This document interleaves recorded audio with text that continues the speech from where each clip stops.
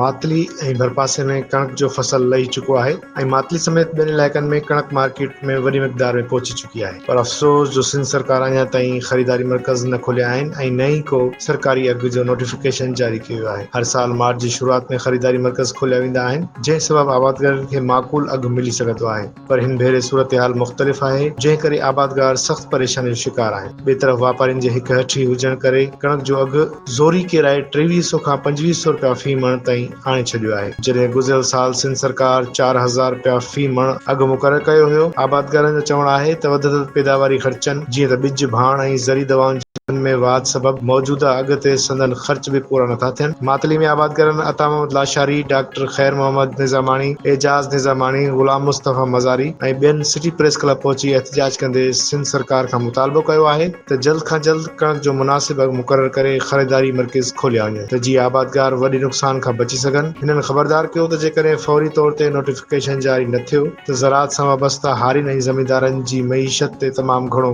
मनफ़ी असरु पवंदो। आबादगारनि सिंध जे वॾे वज़ीर ज़राअत खाते ऐं ॿियनि लाॻापियल इख़्तियारनि खे मुतालबो कयो आहे त मसइले जो फौरी नोटिस वठी आबादगारनि जी बेचैनी ख़तमु कई वञे। ॿी सूरत में हू एहतिजाज ते मजबूर थी वेंदा।